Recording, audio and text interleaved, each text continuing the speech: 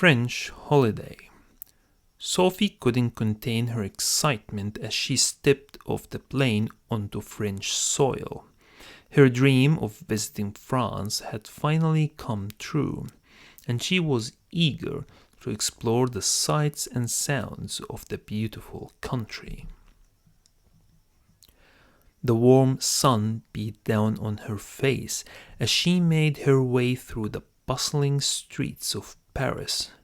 The smells of freshly baked bread and fragrant coffee filled her nostrils, and she could feel the energy of the city pulsing around her. As she walked, she couldn't help but feel a sense of awe at the stunning architecture that surrounded her. The grandeur of the Louvre Museum took her breath away, and she spent hours wandering through its halls, taking in the beauty of the art and the history that it held. In the evenings, Sophie would sit in a quaint little cafe, sipping on a glass of red wine and watching the world go by. She made friends with the locals, practicing her French and learning about the culture and customs of the city. One day, while wandering through a market in the heart of Paris, Sophie met a handsome stranger named Jean-Luc. He was tall and dark-haired, with piercing blue eyes that seemed to see right through her. He had a charming smile and a warm demeanor, and Sophie was instantly smitten. They spent the day together, exploring the city and sharing stories about their lives. Jean-Luc was a writer, and he regaled her with tales of his adventures and the characters he had created. As the sun began to set, they found themselves sitting by the Seine River, watching as the lights of the Eiffel Tower came on in the distance. Sophie felt a flutter in her chest as Jean-Luc took her hand, and they shared a moment of quiet intimacy. As they parted ways that night, Jean-Luc promised to show Sophie the true magic of Paris. She could hardly wait to see what adventures the city had in store for her. The next day, Sophie received an unexpected call from her best friend, Alice. Alice was traveling through Europe with her boyfriend, James, and they had just arrived in Paris. Sophie was thrilled at the prospect of seeing her friend, and she arranged to meet them at the cafe near the Arc de Triomphe. As she made her way through the crowded streets, Sophie's heart skipped a beat as she caught sight of a familiar face. It was Jean-Luc, and he was walking arm in arm with a stunning blonde woman. Sophie felt a pang of jealousy as she watched them, wondering who the woman was and what the relationship was. She tried to shake off her feelings and focus on the task at hand, but she couldn't help but feel distracted. When she finally arrived at the cafe, Alice and James were waiting for her with open arms.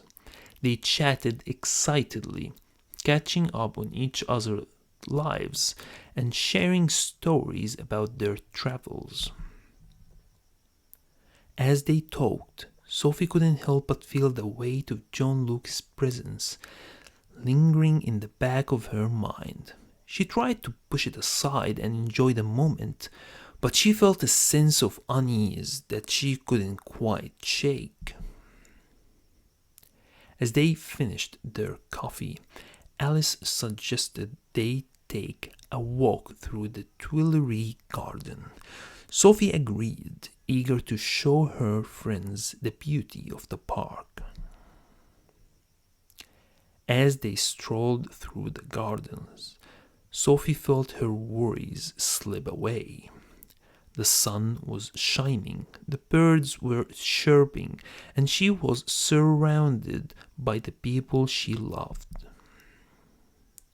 But as they rounded a corner, Sophie's heart sank. There, sitting on a bench, was Jean-Luc and the blonde woman. Sophie could feel her pulse quicken as she approached them.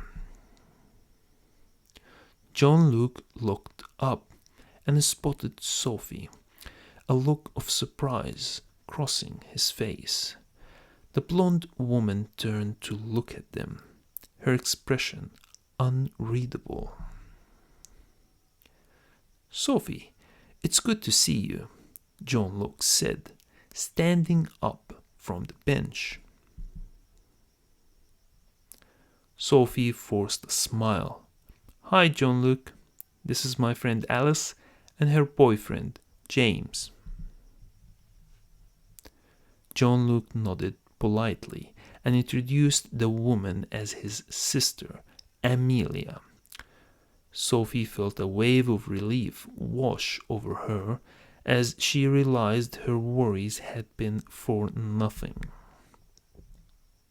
They all chatted amiably for a few minutes, sharing stories about their travels and the sights they had seen. Jean-Luc was charming and engaging, and Sophie felt a sense of familiarity and warmth between them. As they said their goodbyes and parted ways, Sophie couldn't help but feel a sense of longing. She wanted to spend more time with Jean-Luc, to explore the city with him and get to know him better. Over the next few days, Sophie found herself drawn back to the Tuileries garden, hoping to run into Jean-Luc again. She wandered through the park, lost in thought, and eventually found herself in front of a small fountain. As she gazed into the clear water, she felt a hand on her shoulder. She turned to see Jean-Luc standing behind her, a small smile on his lips. "Hey," he said softly, "I've been thinking about you." Sophie's heart skipped a beat as she looked into his deep blue eyes. She felt a sense of connection between them, a spark of something that she couldn't quite name. They spent the rest of the day together, wandering through the streets of Paris and exploring the hidden corners of the city. They laughed and joked, shared secrets and dreams, and Sophie felt like she had found a kindred spirit in Jean-Luc. As the sun began to set, they found themselves standing in front of the Eiffel Tower. Sophie felt a sense of awe as she gazed up at the towering structure, the lights of the city twinkling around them. Jean-Luc took her hand and led her to a quiet spot beneath the tower. He looked at her, his eyes shining in the dim light, and whispered, "Sophie, I have something to tell you." Sophie held her breath, waiting for his words. She felt a sense of anticipation and nervousness, wondering what he was going to say.